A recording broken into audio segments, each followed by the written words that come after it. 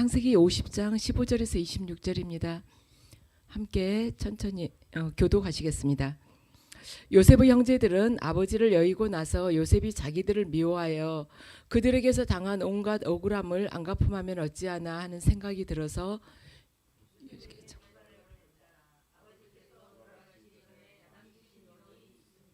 아우님에게 전하라고 하시면서 너희 형들이 너에게 못쓸 짓을 저질렀지만 이제 이 아버지는 내가 형들의 허물과 죄를 용서해 주기를 바란다 하셨습니다. 그러니 아우님은 우리 아버지께서 섬기신 그 하나님의 종들인 우리가 지은 죄를 용서해 주시기 바랍니다. 요셉은 이 말을 전해 듣고서 울었다.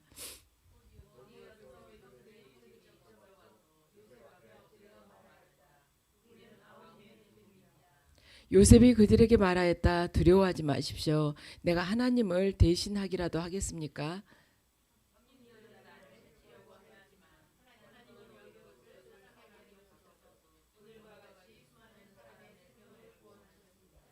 그러니 형님들은 두려워하지 마십시오. 내가 형님들을 모시고 형님들의 자식들을 돌보겠습니다. 이렇게 요셉은 그들을 강복한 말로 위로하였다.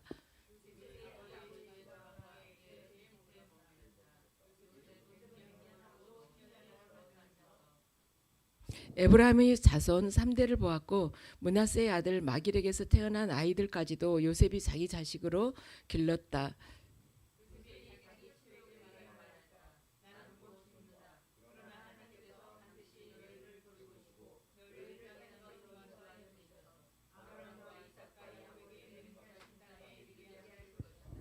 요셉은 이스라엘 자손에게 맹세를 시키면서 일렀다. 하나님께서 반드시 너희를 돌보실 날이 온다. 그때 너희는 나의 이 뼈를 이곳에서 옮겨서 그리로 가지고 가야 한다. 요셉이 110살에 세상을 떠나니 사람들은 그의 시신에 방부제 향 재료를 넣은 다음에 이집트에서 그를 입관하였다. 아멘. 아버지 감사합니다. 이렇게 귀한 교훈을 저에게 주시고 또한 저희가 이 땅에 살아가면서 많은 것들에 대해서 집착할 때가 있지만 육신은 죽더라도 하나님의 그 언약은 영원하다는 그 말씀을 기억하며 이 땅에서의 고난과 모든 환난들이 하나님의 관점으로 아버지 저희 안에서 해석되기를 원합니다. 주님, 성경을 통해서 아버지께서 주신 그 모든 것들이 저희 삶 속에서 그대로 스며들어서 모든 삶의 사물을 바라보는 그 관점이 오직 주님의 관점으로 저희 안에서 깨달아지고 또한 삶을 그대로 살아가게 하시옵소서. 예수 그리스도 이름으로 기도드립니다. 아멘. 오늘 본문은 여러분들 읽으신 지 얼마 안 됐죠. 통독방 통해 가지고요. 보면 요셉이 이제 아버지 장례식을 요셉과 형제들이 치렀어요. 그 전 14절을 보면 요셉과 요셉의 형제들이 아버지를 장례식을 치렀는데 아버지 장례식이 끝나자마자 요셉을 제외한 형제들이 굉장히 마음이 이제 불안해진 것입니다. 왜냐하면 이 15절에 기록된 것처럼 요셉이 자기들을 미워해서 그동안 당한 온갖 억울한 것을 아버지가 이제 돌아가시고 나니까 안 갚음하면 어쩌나 하고 걱정을 한 거예요. 요즘에도 이런 비슷한 일 있지 않습니까?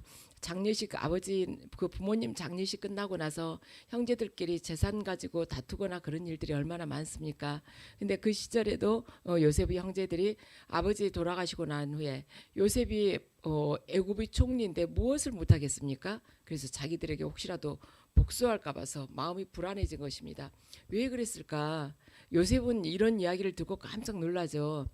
왜냐하면 왜 그랬는가? 이유는 바로 죄 때문인 것입니다. 죄는 우리의 마음을 항상 불안하게 해요. 죄를 범하면 마음이 즐겁지가 않습니다. 형들 안에는 이제 아버지 야곱이 돌아가심으로 해서 혹시라도 요셉이 그동안에 아버지 계시니까 아버지 마음 상하지 않게 하려고 복수하려는 것도 참았고 원한이 가슴속에 사무쳐 있었지만 그것도 참았는데 돌아가셨으니까 이 모든 분노가 확 폭발하지 않을까 이런 걱정이 형들한테 있었던 것입니다. 자기들이 과거에 했던 그 잘못이 떠오른 것이죠. 그래서 형제들이 아버지 장례식이 끝나기가 무섭게 이제 덜덜 떨면서 요셉에게 이제 부탁을 하려고 하죠. 그런데 그 중에서 형제들 중에서 한 명이 요셉을 찾아가서 이야기를 해요. 그러면서 아버지가 살아있을 때 요셉 너에게 전하라고 하셨다. 유언으로 주셨다. 너희 형들이 그동안 잘못한 건 사실이지만 그 허물과 죄를 꼭 용서해 달라. 이렇게 아버지가 이야기를 했다는 것입니다. 우리가 생각했을 때 누가 갔을까? 우리 추측을 해봐요. 형제들 중에 한 명이 가서 이야기를 했거든요. 여러분들 혹시 유다라는 생각 들지 않으세요? 식량 사러 가기 위해서 아버지가 베냐민을 이들에게 맡기려고 하지 않으니까 유다가 나서가지고 베냐민을 제가 책임지겠습니다. 그러면서 이야기를 하잖아요. 자기가 대신이라도 갇히겠다고 이야기를 하지 않습니까? 그래서 아마 유다가 가지 않았을까 생각해 보는데요. 자, 16절과 17절 우리 함께 읽으시겠습니다. 여러분들 한번 열어보시겠어요? 16절 17절입니다. 요셉에게 전가를 보냈다. 아버지께서 돌아가시 전에 남기신 유언이 있습니다. 아우님에게 전하러 가시면서 너희 형들이 너에게 몹쓸 일을 저질렀지만 이제 이 아버지는 네가 형들의 허물과 죄를 용서해 주기를 바란다 하셨습니다. 그러니 아우님은 우리 아버지께서 섬기신 그 하나님의 종들인 우리가 지은 죄를 용서해 주시기 바랍니다. 요셉은 이 말을 전해 듣고서 울었다. 요셉은 울었다는 거예요. 그런데 18절을 보면 곧이어 요셉의 형들이 직접 와서 요셉 앞에 엎드려서 말하였다. 우리는 아우님의 종입니다. 요셉을 이제 아버지가 사실 이 형들에게 유언을 하기 전에 아버지가 요셉을 제일 먼저 불러서 유언을 했습니다. 그런데 우리가 이 형들은 이제 요셉 따로 불러서 이야기한 줄을 모르겠죠. 그랬는데 이 형들의 이야기를 가만 들어보면 야곱이 그때 이야기를 하기를 내가 죽고 난 후에 네 형들 죄를 아니까 알지만 너희들 형의 그 죄와 허물을 좀 용서해 주라. 그렇게 형들한테 유언을 하셨다는 거예요. 이렇게 중요한 이야기면 야곱이 요셉만을 따로 두고 유언을 할 때 그때 하시지 왜 안 했겠습니까? 그런데 형들이 너무 불안하니까 마음이 불안하니까 유언이라는 명분을 삼아서 요셉에게 와서 그 불안한 심정을 이제 이야기를 한 것입니다. 아버지가 이렇게 우리들 용서해 주라겠다. 그러니까 요셉이 막 울어요. 그 이야기를 듣고. 그러니까 형들이 그 요셉이 울더라 하는 그 이야기를 이제 그 형제 한 명이 왔던 형제가 이제 다른 형들한테 가서 이야기를 하니까 형들이 깜짝 놀란 것이죠. 아유 분해서 우나 보다. 형들 그 이야기를 듣고 울었다는 것은 그런데 요셉은 그게 아닌 것이에요. 형들이 너무나도 안쓰러운 것입니다. 왜냐하면 자기는 진짜 용서를 했는데 왜 형들은 그 용서를 받아들이지 못하고 저렇게도 안절부절하면서 두려워하는 걸까 하고 생각을 하는 것이면 너무 형들이 안 됐죠. 여기서 보면은 우리가 구원을 받았다는 것. 요셉은 이미 형들을 용서를 했어요. 그 죄를 용서를 했습니다. 어떻게 보면은 구원을 받은 거예요. 그 죄로부터. 우리가 구원을 받았다는 것은 뭐냐면은 우리들 안에서 영향력을 끼치고 있는 그 죄, 그걸 용서를 받았다는 것이에요. 구원을 받았다는 것은. 근데 구원을 받았지만은 자기가 구원 받은 줄도 모르고 그 죄의 영향력에 계속해서 말하자면 그 살아가는 그런 전형적인 죄인들이 있는 것입니다. 우리가 구원을 받았지만 죄 용서 받았다는 것이 얼마나 큰 기쁨이에요. 그런데 그 기쁨을 누리지 못하고 주님께서는 하나님께서는 저 동에서 서가 먼 것처럼 내가 그 죄에 대해서는 다 잊었다. 큰 바닷속에서 정말 바늘 하나 찾기가 어려운 것처럼 나는 그렇게까지 다시는 어느 누구도 그 죄에 대해서 언급을 못하게끔 다 용서를 했다 하는데 우리는 옛날 거 까마득 거 생각하면서 항상 마음이 어두울 수가 있다는 거예요. 그런데 우리가 구원을 받았기 때문에 죄로부터 용서를 받았기 때문에 기쁘게 살자는 것입니다. 그러면 당연히 얼굴은 밝아지게 되는 것이죠. 그래서 저와 여러분이 구원받았다는 것을 반드시 믿고 살아야 돼요. 죄 용서를 받았다. 이제는 감사하고 구원을 이루는 자로 살아가는 것이다. 그렇게 딱 다짐을 하는 것입니다. 자, 그런데 사실 피해자는 요셉이에요. 그런데 요셉은 어떻게 형들이 구덩이에 자기를 집어넣었다가 끄집어내서 또 노예로 팔았는데 그 노예로 지금 그 죄를 범한 형들은 지금 구원에 대한 기쁨을 모르는데 노예로 팔린 요셉은 어떻게 해서 형들을 용서할 수가 있는가? 당한 사람인데 피해자가 어떻게 그렇게 용서를 할 수가 있을까? 자, 창세기 45장 7절과 8절을 우리 함께 읽어보시겠습니다. 창세기 45장 여러분들 그 인용 구문이 있죠. 5절부터 8절까지인데 7절과 8절만 같이 읽어보시죠. 하나님이 나를 형님들보다 앞서서 보내신 것은 하나님이 크가큰 구원을 베푸셔서 형님들의 목숨을 지켜주시려는 것이고 또 형님들의 자손을 이 세상에 살아남게 하려는 것입니다. 그러므로 실제로 나를 이리로 보낸 것은 형님들이 아니라 하나님이십니다. 하나님이 나를 이리로 보내셔서 바로의 아버지가 되게 하시고 바로의 온 집안의 최고의 어른이 되게 하시고 이집트 온 땅의 통치자로 세우신 것입니다. 그러니 이제는 걱정하지 마십시오. 이제는 자책하지 마십시오. 그렇게 5절에 기록이 되어 있죠. 그것은 하나님이 형님들보다 앞서서 나를 여기에 보내셔서 우리 모두의 목숨을 살려주시려고 그렇게 하신 것입니다.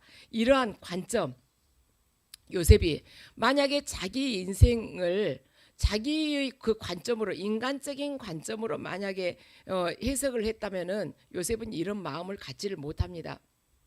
요셉은 내 인생을 세상의 관점으로 해석하려고 하지 않았어요. 요셉은 세상의 관점으로 해석하는 것이 아니라 하나님의 관점으로 자기 인생에 대해서 해석을 했습니다. 그러니까 요셉이 하나님의 관점으로 해석을 했다는 것은 구원의 틀 안에서 자기 인생을 해석을 했다는 것이에요. 그러니까 요셉은 자기 인생 아무리 인간적인 눈으로 보면 해석이 도대체 되지 않아요. 내가 왜 인간적인 눈으로 생각을 하면요, 아버지가 그 도단에 세겜에서 양을 치고 있는 그 말하자면 형들한테 가라고 할 때 내가 그때 안 갈 걸. 우리 어떤 힘든 일이 터지고 나면 그런 생각 들잖아요. 내가 그 5분 전으로만 돌아갈 수 있다면 다시는 이러한 힘든 이러한 일들을 겪지 않을 텐데, 이런 생각 들죠. 요셉이 그동안 그 생각이 왜 안 들었겠습니까? 내가 그때 그 시간에 가지 않았더라면 내가 구덩이에 빠지지 않았고 노예로 팔리지 않았고 이 말도 통하지 않고 아는 사람이 하나도 없는 애굽으로 팔려오지 않을 텐데, 이런 생각을 인간적으로는 할 수 있는데 요셉은 하나님의 관점으로 봤다는 것이에요. 그래서 자기의 생각으로는 도저히 해석되지 않는 자기 인생을 하나님의 그 구원의 틀로 해석을 했기 때문에 자기 인생에 닥친 그 고난이나 어려움이 이미 해석이 된 것입니다. 하나님의 구원의 틀 안에서 해석이 된 거예요. 어떻게? 그것은 하나님의 형님들보다 앞서서 나를 여기에 보내셔서 우리의 목숨을 살려주시려고 하나님이 그렇게 하셨다고, 이렇게 구원의 틀 안에서 해석을 한 것입니다. 그래서 형들을 이미 용서를 한 것이에요. 그래서 말하자면 이 해석이 안 됐다면 절대 용서를 할 수가 없는데 이렇게 해석을 한 거예요. 하나님의 섭리를 본 거죠. 그래서 저나 여러분이나 인생을 살아가면서 고난을 많이 겪을 수가 있지만 인생을 내 소견으로, 내 중심으로, 내 생각, 그 얄팍한 내 생각으로 해석을 하면 안 된다는 것입니다. 우리가 왜 성경을 읽는가? 성경의 틀로 하나님의 관점으로 이 세상을 해석하기 위해서, 그리고 내 인생을 해석하기 위해서 성경을 읽는 것입니다. 성경을 읽어야만이 우리가 하나님의 관점을 알 수 있지 않겠어요? 성경을 읽어야만이 성경의 그 틀 안에서 세상 일이든 인생이든 해석이 되지 않겠습니까? 그래서 우리가 성경을 읽는 거예요. 성경을 읽으면 하나님의 뜻이 알아지죠. 굳이 음성을 하나님께서 큰 소리로 말씀하시지 않아도 알아지는 것입니다. 제가 며칠 전에 그런 일이 있었어요. 어떤 분한테 제가 인사를 했는데, 안녕히 계시라고 인사를 했는데 대답을 안 하고 고개를 싹 돌리고 가는 거예요. 그 사람하고 저하고 아무 일이 없었습니다. 불편한 그런 일이 없었어요. 딱 그걸 딱 제가 보는 순간 이제 인사 안 해야지, 딱 속으로 인사 안 해야지, 뭐 인사 받기 싫은가 보네. 그러고 나서도 생각해보니까 고물고물 속이 상한 거예요. 뭐 감정 살 일이 없는데 왜 그러지? 아이가 속도 좁아, 속으로 이제 그랬거든요. 그런데 갑자기 제가 그때 이 설교를 준비하다 생각하고 있었거든요. 맞아. 하나님께서는 어떻게 보시지? 저 사람을? 그랬더니 너무 안쓰럽게 보시겠다. 그분이 감정 이렇게 기복이 좀 있으시거든요. 본인은 참 힘들겠다. 본인도 그 감정을 이렇게 절제를 못하니까 참 힘들겠다, 그 생각이 들고 하나님이 보셨을 때는 정말 안타깝겠다는 그 생각이 딱 드니까 정말 안 됐다, 그 생각이 드는 거예요. 얼마나 본인은 힘들까. 처음에는 인사 안 해야지 이랬는데 이제 하나님의 관점으로 그걸 보려고 하니까 정말 안쓰럽고 안 됐구나, 본인 너무 힘들겠다, 이렇게 되면서 그 다음에 이 생각 안 했으면 저 계속해서 그 서운하다는 생각하고 있었을 거예요. 그 다음에 무슨 생각했냐면 내가 지금 그 사람한테 서운하다고 생각할 때가 아니야. 지금 내가 뭘 해야 돼? 마귀를 쫓아내야지. 지금 우리 교회든 뭐 우리들 각자 가정이든 우리 땅을 점령하고 있는 마귀가 있는데 그 기도를 해야지. 내가 지금 어디다가 시간을 쏟고 있어? 이거 아무 의미도 없고 죄만 짓는데 딱 그 생각이 들면서 그 말하자면 속상하고 서운한 그게 불이 싹 꺼져 버리는 것입니다. 그래서 우리가 이렇게 살아가다 보면 하루에도 몇 번씩 어쩌면 마음 상할 때가 있잖아요. 그럴 때마다 하나님이 지금 어떻게 보시지? 성경의 관점에서는 지금 이걸 어떻게 해석하기를 원하지? 그렇게 여러분들이 생각하면요, 마음으로 죄질 일이 거의 없습니다. 없어요. 자, 요셉은요 이미 형들을 용서를 했어요. 그리고 미래를 향해서 걸어가는 사람입니다. 그래서 그는 형들을 다 용서했고 미래를 바라보면서 걸어가기 때문에 현실의 무게에 대해서 짓눌리지 않았고 현실을 견뎌냈고 현실을 이겨냈습니다. 왜? 이미 형들을 다 용서했기 때문에. 용서 안 했으면 요셉은 과거라는 사슬에 묶여가지고 아무것도 못했을 거예요. 계속 미워하고 복수해야지, 서운하다 속에서 막 부글부글 끓었을 것입니다. 과거의 그 자기가 당했던 것만 생각을 하면은. 그래서 사람이 인생을 완전히 파멸하는 거예요. 그 악한 영들이 그걸 주는 거예요. 그런데 요셉은 용서해버렸어요. 용서를 하게 되면 제일 먼저 내가 사는 것이죠. 그리고 미래를 원하면 미래를 향해 보면서 걸어간 것입니다. 그래서 그런 현실을 이겨낸 것입니다. 왜 요셉이 그렇게 됐는가? 세상의 틀로 자기의 인생을 해석한 것이 아니라 하나님의 구원의 틀로 인생을 해석했기 때문에 그가 그 안에서 용서를 할 수 있었고 또 용서를 한 것뿐만이 아니라 더 사랑하는 인간이 될 수가 있었던 것이에요. 왜냐하면 그렇죠. 내가 형님들 두려워하지 마십시오. 내가 형님들을 모시고 21절을 보면요. 내가 형님들을 모시고 형님들의 자식들을 돌보겠습니다. 조카들까지 다 돌보겠다는 것이에요. 그러니까 더 사랑하는 인간이 된 것입니다.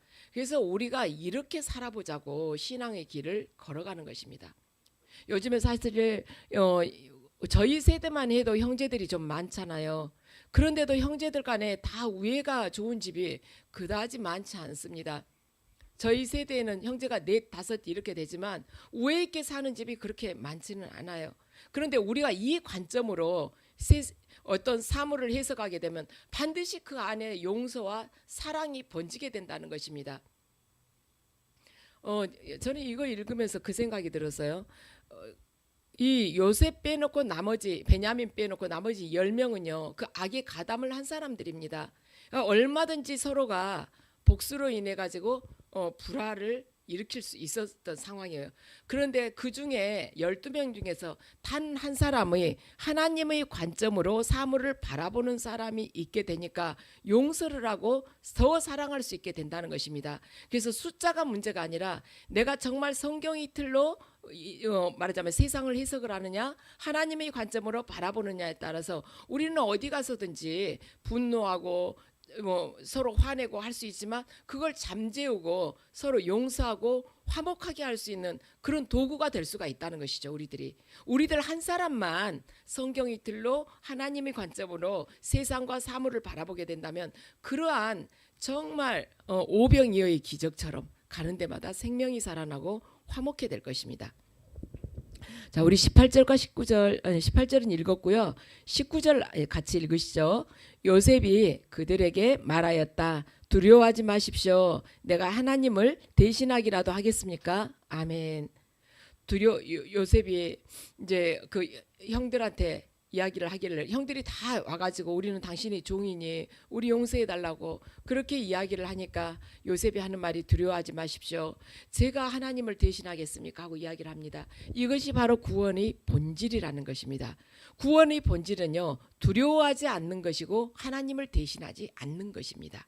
구원의 본질은요 구원받았다는 것이 뭔가 두려워하지 않는 삶을 산다는 것이에요. 구원받았다는 것은 두려워하지 않는 삶을 사는 것이고 또한 남을 두렵게 만들지 않는 그런 삶을 사는 것입니다. 역으로 남을 두렵게 만들지 않는 삶을 사는 것이에요. 요셉은 형들을 두렵게 만들지 않았습니다. 세상이 얼마나 사람들을 두렵게 하는 경우가 많습니까?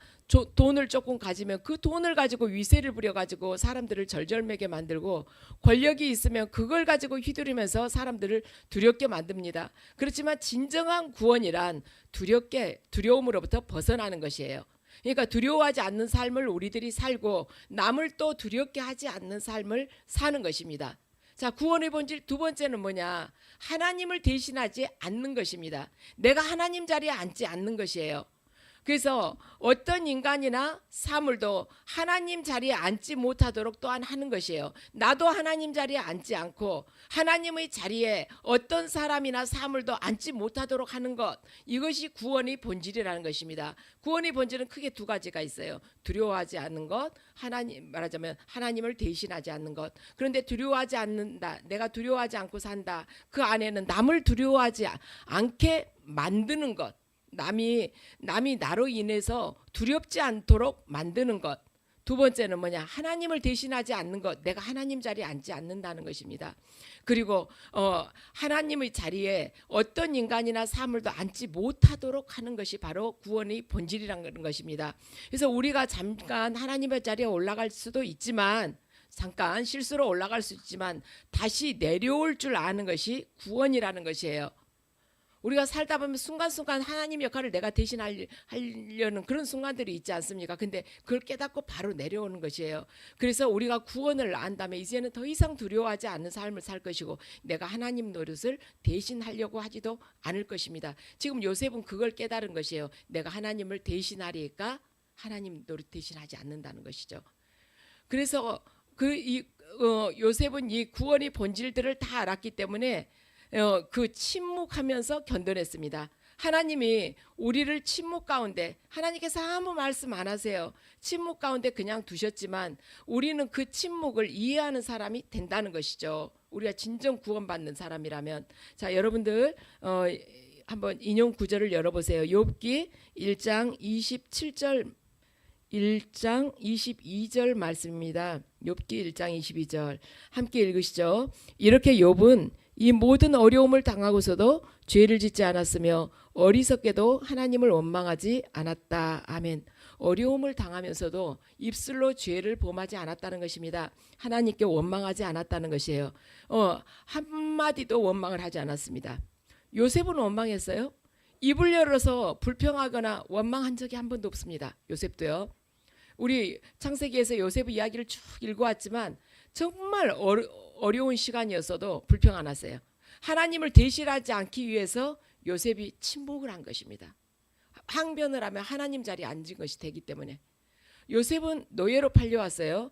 그리고 보디발의 집에서 종으로 일을 했습니다. 그리고 보디발 아내의 말하자면 성추행으로 인해서 오해를 받고 감옥에까지 들어간 사람이에요. 요셉이 말하되 입을 열어서 말한다면 얼마나 많은 이야기를 할 수가 있겠습니까? 그런데도 요셉은 침묵했다는 것입니다. 요셉의 침묵 안에는 엄청난 능력이 숨겨져 있었습니다. 우리 요셉의 이 환난을 다 알죠. 하나님께서 그때 아무 말씀 안 하셨어요. 그래서 하나님께서는 침묵으로 일하시는 분이시라는 것을 우리들이 기억해야 될 것입니다. 우리 간혹 이런 이야기 듣지 않아요? 내가 하나님께 이러이러한 거 물어봤더니 하나님이 쭉 이야기해 주시더라.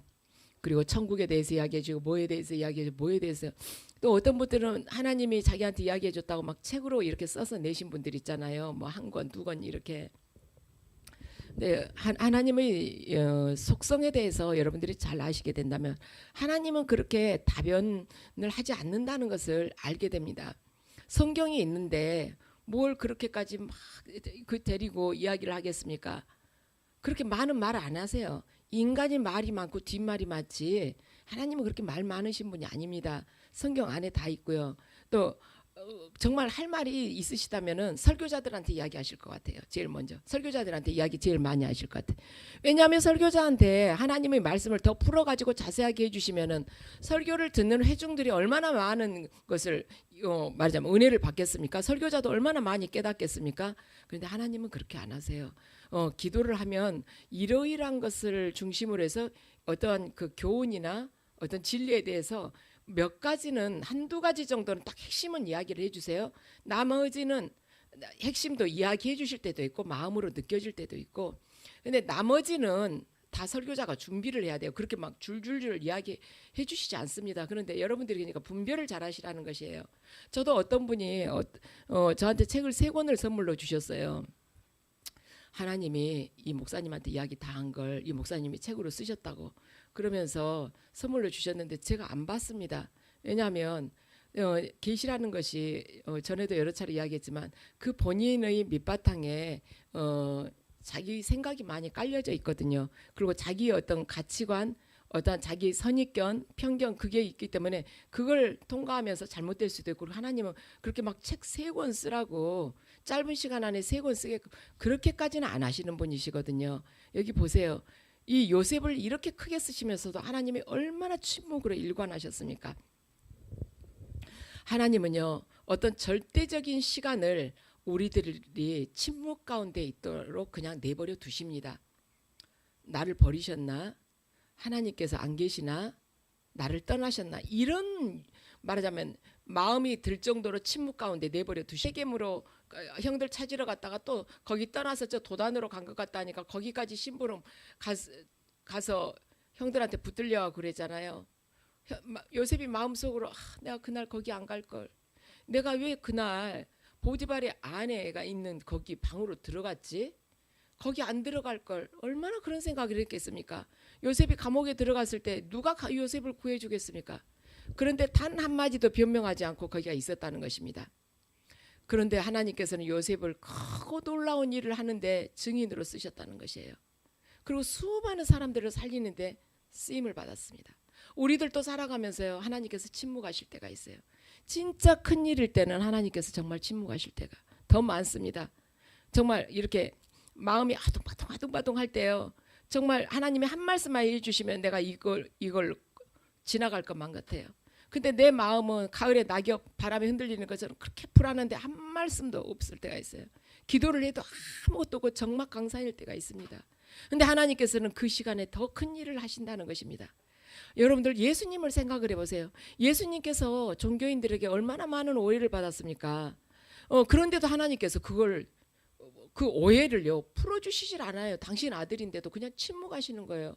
예수님께서 붙들려 가서 채찍에 맞고 가시면류관 쓰고 얼굴이 피가 나도록 그렇게 말하자면 가시면류관을 쓰고 십자가에 매달려 가지고 피를 줄줄 흘리는데도 하나님께서 침묵하신 거예요. 그 시간에 좀 이야기 좀 해주시면 얼마나 좋아요.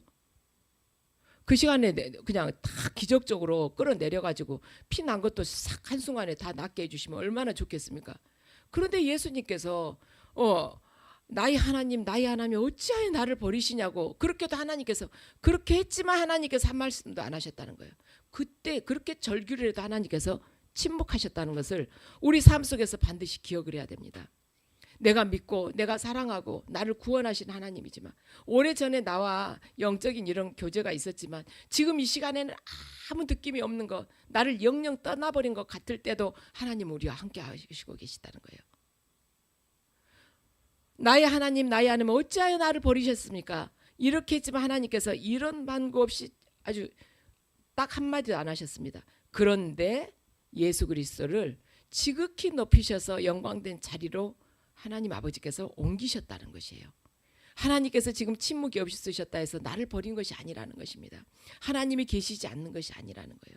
그 시간에 하나님께서 더 많은 일을 하시고, 우리가 정말 고통스럽고 억울하고 정말 수치스러울 때도 우리가 침묵하며 기도하고 그분을 신뢰할 때 그분은 그 시간을 통해서 큰 일을 하시고 정말 어마어마한 능력을 우리에게 허락을 하십니다. 예수님의 삶이나 요셉의 삶을 통해서 수많은 사람들이 목숨을 건지게 됩니다. 저와 여러분을 통해서는 누가 지금 목숨을 건지고 있습니까? 요셉은 모든 순간에 침묵을 할 줄 알았습니다. 그래서 그에게 있어서는 하나님께서 침묵하셨고 억울하게 그렇게 구덩이에 빠지게 됐지만은, 그때 하나님의 부재가 아니라 시간이 흐르면서 하나님께서 나하고 동행하시구나, 그걸 경험하게 됐고, 그런 하나님의 임재를 결국에는 마침내는 하나님의 임재를 드러내는 그런 사람으로 된 것입니다. 자, 24절과 25절 함께 읽으시겠습니다. 24절 25절입니다. 요셉이 자기 친족들에게 말하였다. 나는 곧 죽는다. 그러나 하나님께서 반드시 너희를 돌보시고 너희를 이 땅에서 인도하여 내셔서 아브라함과 이삭과 야곱에게 맹세하신 땅에 이르게 하실 것이다. 요셉은 이스라엘 자손에게 맹세를 시키면서 일렀다. 하나님께서 반드시 너희를 돌보실 날이 온다. 그때 너희는 나의 뼈를 이곳에서 옮겨서 그리로 가지고 가야 한다. 아멘. 저기 보면은 영어 성경을 보면요, 자기 친족들에게 말하였다가 형들에게 말하였다라고 나옵니다. 형들을 놓고 유언을 해요, 요셉이. 여러분들 생각해 보세요. 형들이 먼저 죽어야 되는데 요셉이 먼저 죽는 거예요, 보면. 그죠? 요셉이 훨씬 어리지 않겠어요. 그런데 요셉이 형들보다 더 앞서갑니다. 이런 걸 가만 보면은 아버지 야곱은 147세를 살았어요. 그런데 요셉은 110세를 삽니다. 어린 요셉이 그때부터 얼마나 고생하고 스트레스를 많이 받았으면 어떻게 보면 형들보다 더 빨리 가게 됩니까? 그런데 요셉을 통해서 애굽에서 엄청난 놀라운 생명의 역사가 일어나지 않았습니까? 몇 년 사느냐가 문제가 아니라 얼마나 하나님 안에서 하나님의 관점으로 바라보면서 살아가느냐가 더 중요하다는 것을 요셉의 생애를 통해서 우리가 알 수 있다는 것이죠. 요셉은 비록 110년을 살면서 형들보다 더 짧게 산 것처럼 보이지만 요셉은 가장 오래 산 형제가 된 것입니다. 요셉 그때로부터 지금 3000년이 지났어요. 3000년이 지난 우리 요셉으로 보자면 믿음의 후예들 가슴 안에 아직도 요셉이 다 살아남아 있습니다. 성경 안에서 말하자면 야곱의 12아들 이름을 다 외우지 못한 사람도 요셉은 다 알고 있어요. 요셉은요 지금 죽음이 자기 눈앞에 와 있어요. 그렇지만 그의 가슴에는 약속의 땅에 대한 것이 가득합니다. 너희를 이 땅에서 인도하여 내셔서 아브라함과 이삭과 야곱에게 맹세하신 그 땅에 이르게 할 거라는 것이에요. 그러면서 그때에 너희는 내 뼈를 이곳에서 옮겨서 그리로 가지고 가라는 것입니다. 그리로 가지고 가라는 것이에요. 가나안으로 들어가게 되면 세겜에 가서 나를 묻어달라는 것입니다. 그래서 요셉은 그래요.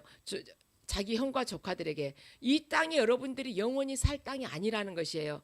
너희를 돌보시고 너희를 이 땅에서 인도해 내신다는 거. 이 땅에서 너희들 계속 살지 않아. 하나님께서 반드시 약속의 땅으로 데려가. 반드시 떠나야 된다 하고 이야기를 합니다. 비록 여기서 죽지만 야곱이 묻혔던 가나안 땅으로 가서 자기 뼈를 메고 그때 올라가라고 그래요. 여기서 너희들이 출애굽할 때 내 뼈를 반드시 가지고 가서 가나안의 그 세겜에다 묻어달라 하고 이야기를 합니다. 자, 여호수아 24장 32절 말씀 함께 읽으시겠습니다. 함께 읽으시죠. 이스라엘 자손은 이집트에서 가져온 요셉의 유해를 세겜에 묻었다. 그곳은 야곱이 세겜의 아버지 하모리 자손에게 금 100냥을 주고 산 땅인데 요셉 자손의 유산이 된 곳이다. 아멘. 요셉의 뼈를 세겜에다 묻었다는 것이에요. 자, 요셉은 이미 알았습니다. 애굽이 아무리 강하고 부유하게 살아도 자기들 이스라엘 백성들은 여기서 사는 것이 아니라는 것을 알았어요. 여기는 영원히 머물 자리가 아니고 우리들이 돌아가야 될 본향이 있다는 것입니다. 그래서 저와 여러분도 마찬가지예요. 이 땅이 영원히 우리가 머물 곳이 아닌 것입니다. 저와 여러분도 여기가 영원히 머물지 않고 우리가 가야 될 본향이 있다는 것이죠. 요셉은 세겜에 있는 그 땅에 묻혔어요. 야곱이 죽기 전에 유언을 했습니다. 요셉에게. 자, 창세기 48장 21절에서 22절 함께 읽으시겠습니다.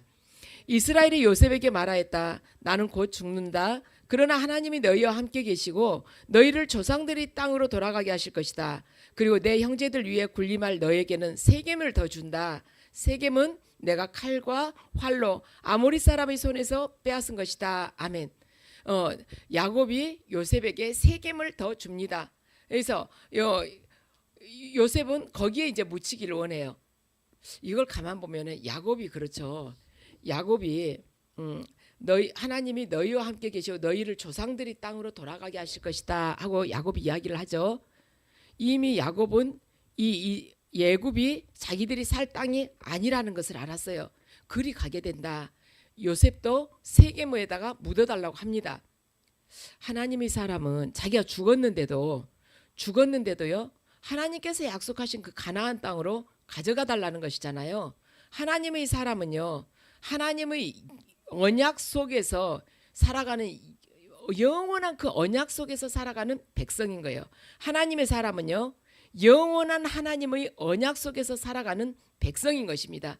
우리가 지금 잠시 이 땅에 살고 있지만 하나님의 그 약속을 우리가 붙들게 될 때 그 약속 안에서 우리는 살아가는 거예요. 우리의 육신이 비록 죽는다 할지라도 하나님의 언약은 영원히 죽지 않습니다. 영원하신 그 하나님의 언약은 절대로 사라지지가 않아요. 또 하나님의 사람이 하나님의 뜻 안에서 한 약속도 절대로 말하자면 사라지지 않는 것입니다. 하나님의 사람이 하나님의 뜻 안에서 한 약속은 절대로 사라지지 않는다는 것이죠. 야곱이 그러잖아요. 하나님이 너희와 함께 계시고 너희를 조상들이 땅으로 돌아가게 하실 것이다. 너에게 세김을 더 준다. 세김은 내가 칼과 활로 아모리 사람의 손에서 빼앗은 것이다. 자, 아직 애굽이거든요. 그런데 야곱이 애굽에서 지금 이스라엘 백성들이 종살이하고 있는데 야곱이 가나안 땅에 있는 세겜을 요셉에게 준다는 것입니다. 애굽에서 지금 살고 있는데 가나안을 정복을 해야만이 그리 들어갈 수가 있는데 가나안은 7부족 갖고 전쟁을 해서 이겨야만이 들어갈 수 있는데 야곱이 벌써 그걸 이미 이길 것을 믿고 그 땅에 있는 세겜을 준다는 것이에요. 놀랍지 않습니까? 우리가 이런 사람이라는 것이에요. 저와 여러분의 육신은 멀지 않아서 죽지만 영원히 변치 않는 하나님의 약속이 우리들이 붙들잖아요. 그러면 그 약속이 바로 우리들을 이끌어갈 것이라는 것을 우리가 믿어야 된다는 것입니다. 야곱은 그걸 믿었어요. 믿었으니까 그 가나안 땅에 있는 세겜을 요셉에게 유산으로 주는 것이며 너에게는 더 주겠다는 거예요. 세겜을 하나 더 준다. 인간적으로 눈으로 봤을 때는 어느 세월에 갑니까? 애굽에서 목축업하고 있는 사람들이 무슨 수로 거기서 나가겠습니까? 그런데 하나님의 약속은 반드시 지켜진다는 것. 그걸 야곱이 믿고 요셉에게 지켜진다는 것을 이미 기정사실라고 그 안에 가나안에 있는 세겜을 주는 거예요. 저와 여러분도요. 하나님의 약속의 말씀을 이렇게 붙들고 살아가게 된다면은 저와 여러분은 절대로 그냥 사는 사람이 아닌 것입니다. 하나님의 그 구원의 역사 속에서요. 그 구원의 역사 속에서 그 이야기의 일부가 되는 거예요. 우리들 각자가. 그런데 그것보다 더 큰 영광이 어디가 있겠습니까? 하나님의 약속을 우리가 붙들고 살게 된다면 그냥 하루하루 없어지는 인생 그렇게 살아가는 것이 아니라 하나님께서 역사에서 이루어가는 그 구원의 역사 속에서 이야기의 일부가 된다는 거예요. 우리에게 얼마나 큰 영광입니까? 지금 야곱과 요셉이 그 구원의 역사 속에서 이야기의 일부가 되듯이 저와 여러분도 하나님 약속의 말씀을 붙들고 살아가면 그렇게 된다는 것입니다. 야곱이나 요셉은 자신들이 구약 성서의 이렇게 한 부분을 창세기의 한 부분을 차지하게 되리라고는 상상을 하지 못했을 것입니다. 그런데 지금 누구든지 이 야곱과 요셉을 다 알잖아요. 그런데 야곱과 요셉에 한정되어 있다는 것이 아니라는 것입니다. 저와 여러분도 하나님의 언약을 말씀을 붙들면 하나님께서 하늘나라에 기록하는 구원의 역사 속에 저와 여러분도 반드시 속하게 된다는 것입니다. 지금 어지럽고 굉장히 불안한 시대를 우리들이 살아가고 있습니다. 지금까지 여러분들 살아온 중에서 가장 천재지변도 심하고 전쟁도 많고 말하자면 기상이변도 심하고 여러 가지로 정치적으로 사회적으로 불안한 시대를 살고 있지 않습니까? 그런데 이 불안하고 어지러운 시대를 살아가는 저와 여러분의 고난이 육신은 죽지만 하나님의 역사는 하나님의 그 언약은 영원하다는 그런 해석을 우리가 하면서 살아가게 될 때 우리가 고난을 현재 받고 있지만 우리의 고난이 우리가 육신은 죽는다 할지라도 하나님의 언약은 영원하다는 그러한 믿음을 가지고 살아갈 때 저와 여러분의 삶이 하나님 안에서 찬란하게 빛나는 영광의 한 부분이 되게 될 것입니다. 성경은 어느 특정한 인물 그 사람을 이미 하나님께서 내가 이 사람을 이렇게 해야겠다 하고는 정해놓고 한 건 아니에요. 그들이 어떻게 믿음으로 하나님과 연합돼서 하나님과 연결돼서 살아가느냐에 따라서 그 역사의 한 부분이 된 것입니다. 그들 또한 우리하고 똑같은 성정을 가졌어요. 저와 여러분도 저와 여러분도 하나님의 그 언약의 말씀을 붙들게 될 때 하나님의 구원의 역사 그 한 부분을 차지하는 그 영광을 차지하게 된다는 것이죠. 그래서 지금 비록 저와 여러분이 힘들다 할지라도 말씀을 꽉 붙들고 살아가는 것입니다. 이 세상을 보면 답이 없어요. 모든 것이 너무나도 어지럽기 때문에. 그렇지만 그럴 때일수록 더 믿음으로 하나님의 말씀을 붙들고 살아갈 때 반드시 승리할 것입니다. 그 승리를 받아 누리시기 바랍니다.